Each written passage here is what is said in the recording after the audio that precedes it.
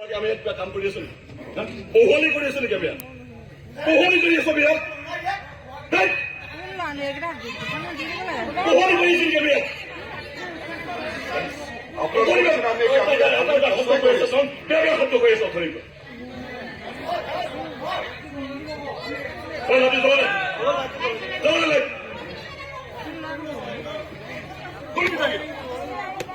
Hello' মানুহ বহি আছে ইয়াত তেওঁলোকৰ সন্মুখত বডি এটা শব্দ কৈ আছে শব্দ বেয়া শব্দ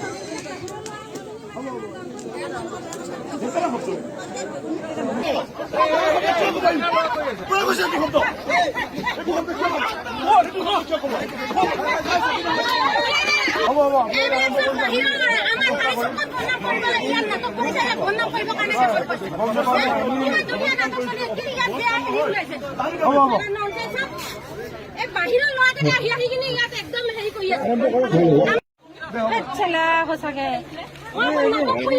ভাবি আছো সঁচাকে এইবিলাক মানে একদম মানুহ ইমান সহ্য কৰিব নোৱাৰে দেই। মঞ্চৰ ওপৰত অভিনয় কৰি থকাটো অত্যন্ত কষ্টকৰ আৰু আমি ভ্ৰাম্যমান শিল্পীখিনি আপোনালোকৰ মাজত মৰম বিলাবৰ বাবেহে আহোঁ। ইয়াত নাটক কৰি থকাটো বহুত এটা সহজ কথা নহয়। তাৰ মাজত আমি জানো যে ধেমাজি অঞ্চলত আশে পাশে যিমানকেইখন ভ্ৰাম্যমান থিয়েটাৰ চলি আছে হৈছিল, কিন্তু এতিয়া এইবোৰ নাই। মানে নাটক এতিয়া মঞ্চৰ ওপৰত অভিনয় কৰি আছে আমাৰ যিখিনি আৰ্টিষ্ট আছে, মহিলা শিল্পী যিখিনি অভিনয় কৰি আছে। আমাৰ যি গোলাম নাটকখন চলি আছিলে, গোলাম নাটকখন যিটো থানাৰ চিনত আমাৰ 3জন মহিলা মানুহ থাকে। তো সন্মুখৰ পৰা এজন ব্যক্তিয়ে বহুত বেয়া ৱাৰ্ড কৈছে, যিটো ৱাৰ্ড ধৰক মই আজি আপোনালোকৰ আগত ক'ব নোৱাৰিম। এনেকুৱা এটা শব্দ কৈছে, যিটো শব্দ কোৱাৰ কাৰণে আমাৰ আৰ্টিষ্টখিনি বহুত লজ্জান্বিত হৈছে আৰু আমাৰ আৰ্টিষ্টখিনিয়ে নাটকখন বন্ধ কৰি উভতি ধৰিবলগীয়া এটা পৰিৱেশৰ সৃষ্টি হৈছে। কিন্তু যিজন ব্যক্তিয়ে কৈছিল সেই মানুহজনক আমাৰ আহ্বায়ক সমিতি আৰু দৰ্শকে পেণ্ডেলৰ পৰা উলিয়াই পঠিয়াইছে বৰ্তমান। আৰু আমি বৰ্তমান এতিয়া তেখেতসকল আকৌ নাটক আৰম্ভ কৰিছোঁ দৰ্শকৰ মাজত। কিন্তু বৰ্তমান যিখন কমিটি আমাক মানে ইয়াত নিমন্ত্ৰণ কৰিছিল, তেখেতসকলৰ মানে সমিতিখনৰ দুৰ্বলতা বুলি ক'ব নাযাওঁ, এইটো মানে অডিয়েঞ্চৰ কাৰণে হৈছে। হয়তো তেওঁ নাটকখন চাই ভাল পোৱা নাই, হয়তো সেইটো কাৰণে তেখেতে আমাক এনেকুৱা শব্দ কৈছে। মই আশা কৰিছোঁ যে অনাগত দিনত ধেমাজিবাসীৰ ৰাইজৰ ওচৰত মই অনুৰোধ কৰিছোঁ যে এনেকুৱা মিছবিহেভ যাতে শিল্পীখিনিক নকৰে, কাৰণ শিল্পীখিনিয়ে সদায় মৰম বিলাবৰ কাৰণে আপোনালোকৰ মাজত আহে। কিন্তু আজি এতিয়া যিটো পৰিৱেশ ইয়াতে হৈছে, এইটো বৰ দুখ লগা, বৰ লজ্জাজনক কথা।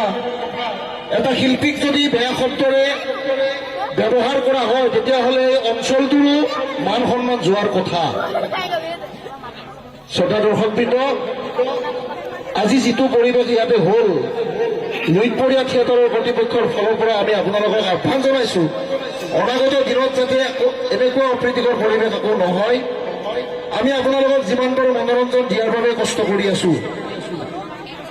আমি আকৌ আপোনালোকৰ মাজত নাটক আৰম্ভ কৰিম।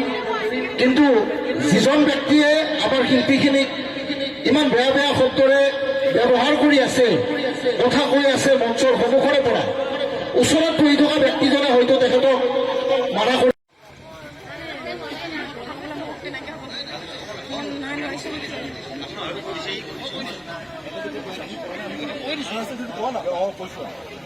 আহ্বায়ক সমিতিৰ বিষয়ববীয়াসকলে বহুত কষ্ট কৰি এই অনুষ্ঠানটো আনিছে। যোৱা 2টা দিনত বৰষুণ আছে, আপোনালোকে সকলোৱে জানে। গোটেইখিনি মহিলা মানুহ বহুত কষ্ট কৰি এই অনুষ্ঠানটো ইয়াতে এই 3 দিন চলাইছে।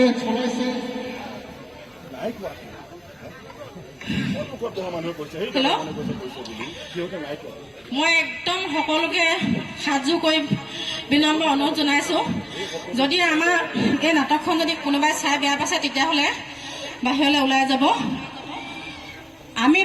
মই বহুত ডাঙৰ আজি হ'লেও, যদিও মই আস্থা আত্মসহায়ক গোটৰ নাম লৈ থিয়েটাৰখন আনিছোঁ, কিন্তু কালিও মই শুনিছোঁ কোনোবাই বোলে থিয়েটাৰ চাই পিনে ওলাই গৈছে, ফাল্টু থিয়েটাৰ বুলি কৈ থৈ গৈছে।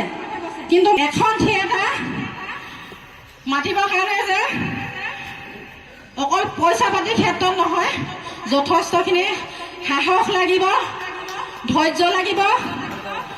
টকা পইচাটো সেইটো এটা বেলেগ কথা। কষ্ট কৰি অনুষ্ঠানটো চলাইছে।